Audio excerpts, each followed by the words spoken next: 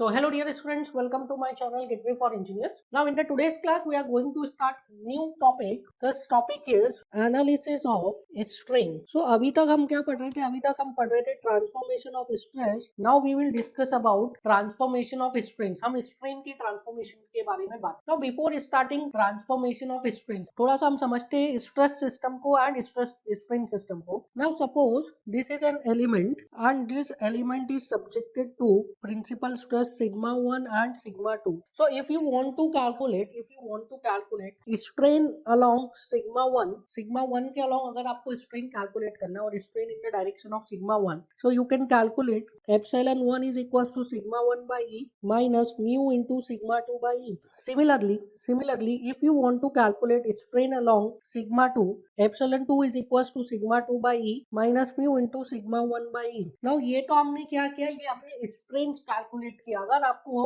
Principal stresses पता है और प्रिंसिपल स्ट्रेस का डायरेक्शन पता है तो in the direction of principal stress आप स्ट्रेन कैलकुलेट कर सकते हैं. कैसे कैलकुलेट कर सकते हैं? यूजिंग दिस टू इक्वेशंस हम स्ट्रेन कैलकुलेट कर सकते हैं. इन द सिमिलर वे अगर हमें स्ट्रेन्स पता है किस डायरेक्शन में, अगर हमें स्ट्रेन्स पता है in the direction of principal stresses तो हम प्रिंसिपल स्ट्रेसेस को भी कैलकुलेट कर सकते हैं. So what you have to do, आपको इन दोनों इक्वेशंस को सॉल्व करना है और इन दोनों इक्वेशन को ट्रांसलेट करना है इन terms of sigma 1 and sigma 2. So equation number 1 से ये जो फर्स्ट इक्वेशन है इसको आप कन्वर्ट करिए इन terms of sigma 1 and E. Sigma 2 का इस इक्वेशन से वैल्यू निकालिए. सिमिलरली सेकेंड इक्वेशन से भी सिग्मा 2 का वैल्यू निकालिए और उन दोनों इक्वेशंस को इक्वेट कर दीजिए. तो इक्वेशन नंबर 1 से सिग्मा 2 का वैल्यू निकालिए, इक्वेशन नंबर 2 से सिग्मा 2 का वैल्यू निकालिए और उसको इक्वेट कर दीजिए. जो थर्ड इक्वेशन आपको मिलेगी उसमें से सिग्मा 2 एलिमिनेट हो जाएगा और आपको किसके बीच में रिलेशन मिलेगा? आपको रिलेशन मिलेगा between epsilon 1, epsilon 2 and sigma 1. So अगर आप इसको रिड्यूस करते हैं in the form of sigma 1, so sigma 1 यहाँ से आपको मिलेगा sigma 1 is equal to E upon 1 minus mu square epsilon 1 plus mu epsilon 2. ये कैसे आया? By equation 1 and 2. क्या किया हमने? इक्वेशन 1 से सिग्मा 2 की वैल्यू निकाली. तो इक्वेशन 1 से जो सिग्मा 2 की वैल्यू आएगी वो किस किस के टर्म्स में आएगी? वो आएगी in the terms of sigma 1 and epsilon 1. Similarly equation 2 से हमने सिग्मा 2 की वैल्यू निकाली. इक्वेशन 2 से जो आप सिग्मा 2 की वैल्यू निकालोगे वो आएगी इन terms of epsilon 2 and sigma 1. दोनों इक्वेशंस को आप इक्वेट कर दीजिए, दोनों सिग्मा 2 की वैल्यू को इक्वेट कर दीजिए तो सिग्मा 2 एलिमिनेट हो जाएगा. आपके पास इक्वेशन बचेगी in terms of sigma 1 epsilon 1 and epsilon 2. That is this equation. So यहाँ से हमें क्या मिल गया? हमें एक इक्वेशन मिल गई between sigma 1 epsilon 1 and epsilon 2. Similarly आप क्या करिए? इक्वेशन नंबर 1 से सिग्मा 1 की वैल्यू निकालिए. जब इक्वेशन नंबर 1 से सिग्मा 1 की वैल्यू निकालोगे तो वो आएगी इन terms of epsilon 1 and sigma 2. Similarly आप इक्वेशन 2 से सिग्मा 1 की वैल्यू निकालिए. जब इक्वेशन 2 से सिग्मा 1 की वैल्यू निकालोगे तो वो आएगी इन terms of sigma 2 and epsilon 2. सो दो इक्वेशंस आपको मिल जाएगी इन टर्म्स ऑफ सिग्मा 1 की दो इक्वेशंस मिल जाएगी. दोनों इक्वेशंस को इक्वेट करेंगे तो सिग्मा 1 एलिमिनेट हो जाएगा and you will get the value of sigma 2. Sigma 2 is equals to E upon 1 minus mu square epsilon 2 plus mu epsilon 1. So अगर आपको एप्सिलॉन 1 और एप्सिलॉन 2 पता है, दैट इज स्ट्रेन पता है अलोंग द प्रिंसिपल प्लेन, तो आप क्या निकाल सकते हैं? प्रिंसिपल स्ट्रेसेस निकाल सकते हैं. सिमिलरली आपको स्ट्रेसेस पता है अलोंग द प्रिंसिपल प्लेन तो आप क्या कर सकते हैं? स्ट्रेन्स निकाल सकते हैं. तो ये तो हो गए. अगर आपको स्ट्रेन पता है तो स्ट्रेस कैसे निकालेंगे, स्ट्रेस पता है तो स्ट्रेन कैसे निकालेंगे. नाउ अब हम थोड़ा सा कंपेयर करते हैं स्ट्रेस सिस्टम को एंड स्ट्रेन सिस्टम को. तो सबसे पहले स्ट्रेस सिस्टम देखिए. हम स्ट्रेस का ट्रांसफॉर्मेशन कैसे करते थे? हम स्ट्रेस का ट्रांसफॉर्मेशन करते थे on the basis of planes. So हमें अगर दो परपेंडिकुलर प्लेन्स पे स्ट्रेसेस पता है तो suppose this is AB plane and this is BC plane. So AB plane and BC plane are perpendicular to each other. These are two perpendicular planes. अगर इन दो परपेंडिकुलर प्लेन्स पे हमें stresses पता है, this is sigma x, this is tau xy, this is also tau x y, this is sigma y. So अगर दो perpendicular planes पे हमें स्ट्रेसेस पता है तो हम क्या करते थे, इन परपेंडिकुलर प्लेन से एक इंक्लाइन प्लेन पे इजीली स्ट्रेस कैलकुलेट कर लेते थे। So this is an incline plane and this incline plane is at an angle theta in the anti clockwise direction. और अगर इस इंक्लाइन प्लेन पे मैं स्ट्रेसेस की बात करूं तो इस इंक्लाइन प्लेन पे जो स्ट्रेसेस लगेगी that would be sigma x dash and tau x y dash. So इस इंक्लाइन प्लेन पे स्ट्रेसेस आ जाते थे sigma x dash and tau x y dash. Now ये जो इंक्लाइन प्लेन था ये वर्टिकल से कितने एंगल पे था, ये इंक्लाइन प्लेन वर्टिकल से in the anti clockwise direction theta angle पे था। नाउ ये जो वर्टिकल प्लेन था ये कौन सा प्लेन था, this vertical plane was x phase और you can say x plane. ये जो वर्टिकल प्लेन है ये कौन सा प्लेन है, ये एक्स प्लेन है। क्यों एक्स प्लेन है, क्योंकि इससे एक्स एक्सिस निकल रहा है। तो अगर मैं यहाँ पे एक्सिस बनाऊं तो this axis will represent what, x axis. तो ये जो है ये एक्स एक्सिस है, व्हाई, एंड ये जो है ये एक्स प्लेन है, दिस इज एक्स प्लेन, क्योंकि इस प्लेन से कौन सी एक्सिस निकल रही है, एक्स एक्सिस निकल रही है। Similarly, this axis is y axis and this plane is y plane. ये plane BC plane y plane क्यों है, क्योंकि इस plane से y axis निकल रही है। So this is y plane, this is x plane। इस x plane के perpendicular axis कौन सा, x axis है, और इस plane के perpendicular axis कौन सा है, y। अगर मैं इस inclined plane की बात करूँ तो इस inclined plane को मैं बोल रहा हूँ that this inclined plane is x dash plane। ठीक है, ये inclined plane क्या है, x dash plane है। क्यों इसको x dash plane बोल रहा हूँ, क्योंकि इस plane से जो परपेंडिकुलर एक्सिस निकल रहा है, this axis, this is what, this is x dash axis. So मैं इस एक्सिस को बोल रहा हूँ एक्स डैश एक्सिस। नाउ देखिए जो एक्स प्लेन है, x plane, this x plane is perpendicular to y plane. X और वाई प्लेन कैसे है, परपेंडिकुलर है। तो x axis and y axis भी कैसे है, परपेंडिकुलर है। समझ पाया, x plane is perpendicular to y plane, तो एक्स एक्सिस भी क्या है, वाई एक्सिस के परपेंडिकुलर है। Now this inclined plane x dash is at an angle of theta anti-clockwise from the x plane। ये जो x dash plane है ये x plane से anti-clockwise theta डायरेक्शन में है। तो ये जो x dash axis है, ये जो x dash axis है ये भी x axis से anti-clockwise theta पर होगा। समझ में आया, ये जो x dash axis आया है आपका, ये x dash axis ये x axis से theta anti-clockwise पर होगा, क्योंकि x dash प्लेन भी क्या है, x dash plane is at theta anti clockwise from the x plane. Now अब हम यहाँ पे ये सब बातें क्यों कर रहे हैं, ट्रांसफॉर्मेशन ऑफ स्ट्रेस खत्म करने के बाद ये सारी बातें क्यों कर रहे हैं। देखिए यहाँ पे आपको प्लेन्स को और एक्सिस को समझना बहुत ही ज्यादा जरूरी है। क्यों समझना जरूरी, क्योंकि जो भी हम स्ट्रेसेस की बात करते हैं, हम स्ट्रेसेस की बात करते हैं ऑन प्लेन्स, हम प्लेन्स पे स्ट्रेसेस कैलकुलेट करते हैं, क्योंकि stress is on the reference of plane, plane के रेफरेंस पर स्ट्रेस को एक्सप्रेस किया जाता है। वेयर जो स्ट्रेन्स है, स्ट्रेन्स की जब हम बात करेंगे तो स्ट्रेन्स की बात हम करेंगे on the basis of axis. ठीक है, तो अगर मैं स्ट्रेन सिस्टम बनाऊं, सो this is what, this is stress system. तो ये जो आप देख रहे हो this is what, this is nothing but stress system. अगर मैं स्ट्रेन सिस्टम बनाऊं तो स्ट्रेन सिस्टम आपको कभी भी प्लेन्स के रिस्पेक्ट में नहीं दिया रहेगा, स्ट्रेन सिस्टम आपको दिया रहेगा on the basis of axis. So this is x axis and strain along this axis will be written as epsilon x. This is y axis and strain along this axis will be written as epsilon y. And अगर मैं inclined plane की बात करूं तो inclined plane पर भी जो strain दिया होगा वो plane पे नहीं दिया होगा, वो axis पे दिया होगा। So this is x dash axis and strain along this axis is epsilon x dash. So यहाँ पे जो हम एंगल लेंगे that would be in anti-clockwise direction from x. So यहाँ पे जो inclined axis है x dash वो x axis से anti-clockwise direction में थीटा इंक्लिनेशन पे है। अब स्टूडेंट्स को यहाँ पे क्या कंफ्यूजन होता है कि यहाँ पे जो आपने थीटा लिया था वो तो आपने वर्टिकल से लिया है और यहाँ पे थीटा लिया है वो आपने हॉरिजॉन्टल से लिया है। ठीक है, क्या कंफ्यूजन होता है, जो स्ट्रेस सिस्टम में आपने थीटा लिया था वो आपने कहाँ से लिया था, वर्टिकल से लिया था, और स्ट्रेन सिस्टम में जो आपने थीटा लिया था वो कहाँ से लिया है, हॉरिजॉन्टल से लिया है। इसलिए स्टूडेंट्स बहुत ज्यादा गलती करते हैं थीटा को लेने में, थीटा की वैल्यू को डिटरमाइन करने में इन the case of strain system, जबकि ये दोनों के दोनों केसेस क्या है, ये दोनों के दोनों केसेस सेम चीज को रिप्रेजेंट कर रहे हैं। ये दोनों केसेस क्या है, सेम अरेंजमेंट को रिप्रेजेंट करते हैं, जो कि हम यहाँ से ऑलरेडी समझ चुके हैं, यहाँ से इस डायग्राम से ऑलरेडी समझ चुके हैं।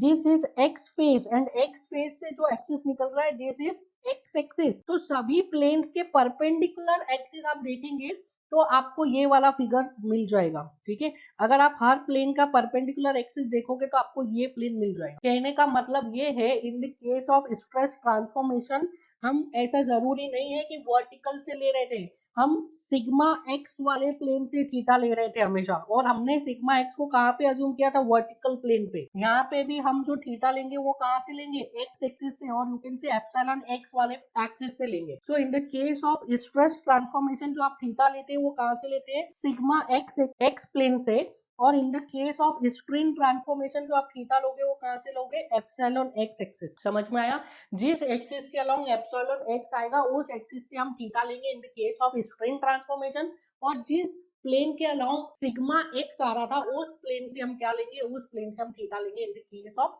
Stress system. क्लियर है, बिल्कुल भी कंफ्यूज नहीं होना है कि यहाँ पे वर्टिकल से क्यों ले रहे हैं, यहाँ पे हॉरिजॉन्टल से क्यों ले रहे हैं, इधर तो वर्टिकल से लिया था। Both are representing same system को रिप्रेजेंट कर रहे हैं दोनों। एक में क्या है, स्ट्रेन सिस्टम लिया गया, दूसरे में स्ट्रेस सिस्टम लिया गया, but both are representing same conditions. ठीक है, आपको ये ध्यान रखना है कि हमेशा एक्स से एंगल लेना है, एक्स से एंटी क्लॉकवाइज डायरेक्शन। ठीक है, in the case of stress आप कहां से लोगे, सिग्मा एक्स से एंटी क्लॉकवाइज डायरेक्शन में लोगे। इन द केस ऑफ स्ट्रेन आप कहां से लोगे, एप्सिलॉन एक्स से एंटी क्लॉकवाइज डायरेक्शन। नाउ अब हम आते हैं स्ट्रेन ट्रांसफॉर्मेशन पे। तो इसमें लिखिए case 1, if principal strains epsilon 1 and epsilon 2 are given along the principal planes and it is required to calculate normal strain and shear strain along x dash axis which is inclined at theta anticlockwise from epsilon 1 axis। ठीक है, सो ये क्या है, ये stress transformation का second case है। ठीक है, स्ट्रेस ट्रांसफॉर्मेशन का सेकंड केस क्या था, उसमें हमें क्या दिया था, हमें प्रिंसिपल स्ट्रेसेस दिए थे on two mutually perpendicular planes, और उसको हमें ट्रांसफॉर्म करना था on the inclined plane. Similarly इस केस में भी क्या दिया, इस केस में हमें प्रिंसिपल स्ट्रेन दिए on mutually perpendicular axis, and हमें उस स्ट्रेन को ट्रांसफॉर्म करके क्या कैलकुलेट करना है, इंक्लाइंड एक्सिस पे स्ट्रेन को कैलकुलेट करना है। Now I am making a axis, so I am assuming that this is the axis जिसके अलोंग क्या आ रहे हैं हमारे, जिसके अलोंग प्रिंसिपल स्ट्रेन्स आ रहे हैं। This is epsilon 1, this is epsilon 2, और हमें क्या निकालना है, हमें निकालना है इस इंक्लाइंड एक्सिस के along epsilon x dash, this angle is how much, theta. ठीक है, ये इंक्लाइंड एक्सिस के अलोंग हमें निकालना है एप्सिलॉन एक्स डैश, एंगल कितना है, थीटा फ्रॉम एप्सिलॉन 1 और you can say epsilon x, this is x, this is y. ठीक है, सो स्ट्रेस ट्रांसफॉर्मेशन का फॉर्मूला पता है, यहाँ पे भी सेम फॉर्मूलेज अप्लाई होंगे, सिर्फ एक चेंज आएगा, वो मैं आपको बता देता हूँ। जहां पे भी आपने स्ट्रेस ट्रांसफॉर्मेशन में सिग्मा यूज किया वहां पे आ जाएगा एप्सिलॉन, जहां पे भी स्ट्रेस ट्रांसफॉर्मेशन में आपने टाउ यूज किया वहां पे आ जाएगा 5/2। ठीक है, सिग्मा को रिप्लेस करना है एप्सिलॉन से एंड टाउ को रिप्लेस करना है 5/2 से। क्यों टाउ को 5/2 से हम रिप्लेस कर रहे हैं, इसका हम ऑलरेडी डिस्कशन कर चुके हैं in the case stress matrix and strain matrix, जब हमने पढ़ा था उस टॉपिक पे हम ऑलरेडी डिस्कस कर चुके हैं। स्ट्रेस मैट्रिक्स में नॉन डायगोनल कंपोनेंट्स क्या रिप्रेजेंट करते हैं, स्ट्रेस मैट्रिक्स में नॉन डायगोनल कंपोनेंट्स क्या रिप्रेजेंट करते हैं, shear stress, whereas strain matrix में नॉन डायगोनल कंपोनेंट क्या रिप्रेजेंट करते हैं, shear strain by 2। Why, because shear strain is what, shear strain is change in angle of two mutually perpendicular line. ठीक है, strain क्या होता है, shear strain क्या होता है, shear strain is change in angle of two initially mutually perpendicular lines. ठीक है, दो इनिशियल परपेंडिकुलर लाइंस का चेंज इन एंगल, तो दो लाइंस का चेंज इन एंगल होता है, इसलिए हम वहां पे 5/2 यूज करते हैं। जबकि किसी प्लेन में अगर आपको स्ट्रेन आपको बताना है किसी प्लेन के अलोंग, तो वहां पे क्या करते हैं हम, 5/2 प्लस 5/2 होता है, that is 5। So that is why आप यहाँ पे टाउ को किससे रिप्लेस करेंगे, टाउ को रिप्लेस करेंगे 5/2 से। सो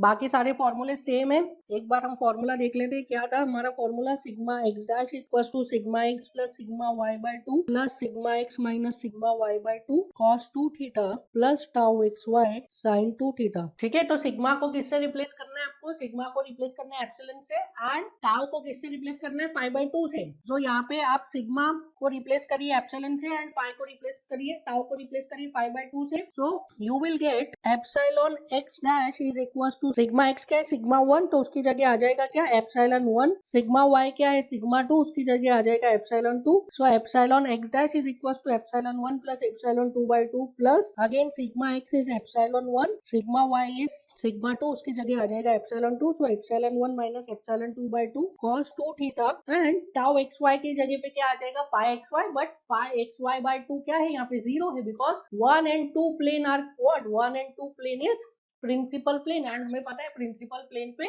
shear stress 0 होता है, shear stress 0 होता है तो shear strain 0 होता है. So this is the value of epsilon x dash. So अगर आपको inclined axis पे अगर normal stress निकालना है तो you can use this formula. ठीक है, प्रोवाइडेड आपको क्या दिया है, प्रोवाइडेड आपको दिया है प्रिंसिपल स्ट्रेन. अगर आपको प्रिंसिपल स्ट्रेन दिया है ऑन टू परपेंडिकुलर एक्सिस और इंक्लाइंड एक्सिस पे अगर आपको स्ट्रेन इंक्लाइंड एक्सिस पे आपको नॉर्मल स्ट्रेन निकालना है तो आप ये वाला फॉर्मूला यूज कर सकते हो.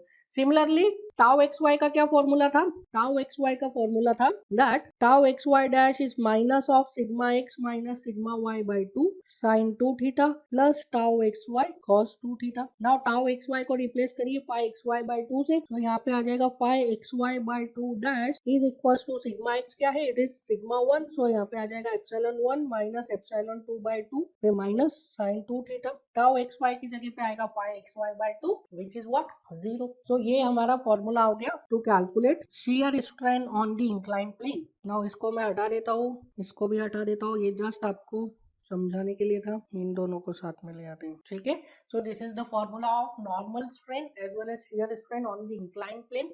प्रोवाइडेड आपको क्या दिया है, प्रोवाइडेड आपको स्ट्रेन दिए in the direction of what in the direction of principal plane. ठीक है, सो आपसे अगर प्रिंसिपल प्लेन पे शियर स्ट्रेन पूछ रहा है तो आप क्या करेंगे, प्रिंसिपल प्लेन पे शियर स्ट्रेन कितना होगा 0. ठीक है, एंड इंक्लाइंड प्लेन पे अगर शियर स्ट्रेन पूछ रहा है तो इंक्लाइंड प्लेन पे शियर स्ट्रेन कितना होगा, it is phi dash x y by 2 into 2 करना पड़ेगा आपको, पूरे total shear strain along on the plane निकालना है तो. ठीक है, अलॉन्ग द एक्सिस निकालना है तो it is by 2, in the plane निकालना है तो इंटू 2 करना पड़ेगा. सो यहाँ से अगर आप फाई डैश एक्स वाई की मैक्सिमम वैल्यू निकालना चाहते हैं so for phi dash x y to be maximum sine 2 theta should be maximum. तो साइन 2 थीटा मैक्सिमम कहाँ पे होगा, so sine 2 theta will be maximum at theta is equal to how much 45 degree. Theta is equal to 45 degree पे क्या होगा, sign 2 theta maximum हो जाएगा. तो साइन 2 थीटा मैक्सिमम हो जाएगा, theta is equal to 45 degree पे एंड वैल्यू कितनी हो जाएगी, and maximum value of sine 2 theta is 1. So phi x y maximum divide by 2 will be equal to epsilon 1 minus epsilon 2 by 2 mod में ले लेते हैं. So phi x y maximum क्या हो जाता है, it is epsilon 1 minus epsilon 2. ध्यान रखेंगे आप ये रिजल्ट. टाउ मैक्स की वैल्यू क्या होती है, sigma 1 minus sigma 2 by 2, but phi max की वैल्यू कितनी होती है, phi max is epsilon 1 minus epsilon 2. ठीक है, हमेशा वहां पे क्या होगा, टाउ जहाँ पे भी आएगा वहां पे 5 by 2 हो जाएगा. सो टाउ मैक्स की जगह 5 max by 2 is equal to epsilon 1 minus epsilon 2 by 2, 2 से 2 कैंसिल हो जाएगा. समझ में आया, जहाँ पे भी टाउ है उसकी जगह 5 by 2 आएगा. सो टाउ मैक्स की जगह 5 मैक्स by 2 आएगा, इधर एप्सिलॉन 1 माइनस एप्सिलॉन 2 by 2, 2 से 2 कैंसिल हो जाएगा तो 5x क्या होगा, epsilon 1 minus epsilon 2. Now next case लिखिए, case number 2. If epsilon x and epsilon y are linear strains in x and y direction and phi xy is shear strain in xy plane, then find epsilon x dash, epsilon y dash and phi xy dash in x dash comma y dash direction and x dash y dash plane respectively. So इस case में क्या दिया है आपको, इस case में आपको दिया है x and y directions दी है. So this is x direction, this is y direction, और आपको दिया है x dash and y dash direction दिया है, this is x dash direction, this is y dash direction. Now x direction के along जो strain आ रहा है that is epsilon x, y direction के along जो strain आ रहा है that is epsilon y, and x dash direction के along जो strain आ रहा है epsilon x dash, and y dash direction के along जो strain आ रहा है that is epsilon y dash.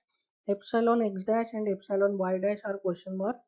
Similarly phi xy is given and phi dash xy is question mark. So this is given to you. Theta, we know that theta is from always from x. This is theta. Theta is always from x. So निकाल लीजिए epsilon x dash, हमें तो formula पता ही है, formula will be same as sigma x dash. So epsilon x dash will be equal to epsilon x plus epsilon y by 2 plus epsilon x minus epsilon y by 2 cos 2 theta plus tau x y. अब tau x y की जगह क्या लिखोगे आप, phi x y by 2 sine 2 theta. ठीक है, tau x y की जगह क्या लिखोगे, आप लिखोगे phi x y by 2 sine 2 theta. Similarly phi x y dash by 2 will be equals to minus of epsilon x minus epsilon y by 2 sin 2 theta plus tau xy की जगह आप रखोगे phi xy by 2 cos 2 theta। ठीक है, तो इस तरीके से आप क्या निकाल सकते हैं, इंक्लाइंड एक्सिस पर normal strain and shear strain निकाल सकते हैं। ठीक है, नाउ यहाँ से हम कैलकुलेट कर सकते हैं, क्या कैलकुलेट कर सकते हैं हम, major principal plane and minor principal plane. So for position of major and minor principal plane phi dash xy को क्या होना पड़ेगा, 0। so phi dash xy 0 हो जाएगा तो tan 2 theta p क्या हो जाएगा, it is phi xy upon epsilon x minus epsilon y। tan 2 theta p हो जाएगा phi xy upon epsilon x minus epsilon। वहां पे क्या होता था, 2 tau xy। ठीक है, 2 tau xy upon sigma x minus sigma y होता था। तो tau xy को रिप्लेस करिए phi xy by 2 से, सब कुछ रिजल्ट सेम है, सिर्फ tau को रिप्लेस करना है पाई बाय 2 से। तो यहाँ से आपको क्या मिल जाएगा, tan 2 थीटा पी। सो tan 2 थीटा पी मिल गया। यहाँ से थीटा पी की वैल्यू डालोगे आप एप्सिलॉन एक्स डैश वाले इक्वेशन में, तो आपको क्या मिलेगा, एप्सिलॉन 1,2। सो एप्सिलॉन 1,2 क्या हो जाता है, it is epsilon x plus epsilon y by 2 plus minus under root of epsilon x minus epsilon y by 2 का whole square plus tau square x y था, टाउ स्क्वायर। तो यहाँ पे क्या हो जाएगा, फाई एक्स वाई बाय 2 का whole square. ठीक है, जहाँ पे भी टाउ एक्स वाई है वहाँ पे फाई एक्स वाई बाय 2 लिख दीजिए। सो ये क्या मिल गया आपको, प्रिंसिपल स्ट्रेन का फॉर्मूला मिल गया। नाउ यहाँ से क्या होगा, एक बार प्लस आएगा एक बार माइनस आएगा, इस इक्वेशन में एक बार प्लस आएगा एक बार माइनस आएगा। सो if I add epsilon 1 plus epsilon 2, epsilon 1 और 2 को ऐड करेंगे अगर हम, तो देखिए इस इक्वेशन में एप्सिलॉन 1 में अगर प्लस आएगा तो एप्सिलॉन 2 में माइनस आएगा, एप्सिलॉन 2 में अगर प्लस आएगा तो एप्सिलॉन 1 में माइनस आएगा। तो जब दोनों को ऐड करोगे एप्सिलॉन 1 और एप्सिलॉन 2, तो एक बार प्लस एक बार माइनस, दोनों क्या हो जाएंगे, cancel. So what you will get, epsilon x plus epsilon y by 2 plus epsilon x plus epsilon y by 2। So epsilon 1 plus epsilon 2 is nothing but epsilon x plus epsilon y। ये भी result हमने already देखा था, ठीक है, that epsilon 1 plus epsilon 2 is equals to epsilon x plus epsilon y, that is normal strain, sum of normal strain on two mutually perpendicular plane is always equal। हमने देखा था sum of normal stress on two mutually perpendicular plane is always equal, वैसे ही sum of normal strain on two mutually perpendicular plane is always equal। जैसे stresses equal होती है दो perpendicular planes पे, stresses का सम इक्वल होता है, वैसे ही दो परपेंडिकुलर प्लेन्स पे नॉर्मल स्ट्रेन का सम भी इक्वल होता है। So write down a note, sum of normal strain on two mutually perpendicular plane is always equal. ठीक है, sum of normal strain on two mutually perpendicular plane is always equal. ठीक है, तो ये जो था, ये अभी तक हमने जो देखा, these were analytical method of strain transformation. अब हम देखेंगे graphical method. So next topic is graphical method for strain transformation, that is Mohr circle method। So Mohr circle बनाने के लिए हमें क्या चाहिए, हमें सेंटर और रेडियस चाहिए। सेंटर और रेडियस के कोऑर्डिनेट हमें पता है in the case of stress. So strain के केस में भी हम देख लेते हैं, that centre is equals to c,0, c is equals to sigma x plus sigma y by 2। So epsilon x plus epsilon y by 2। Radius क्या था, radius is equals to under root of sigma x minus sigma y by 2 का whole square plus tau square x Y.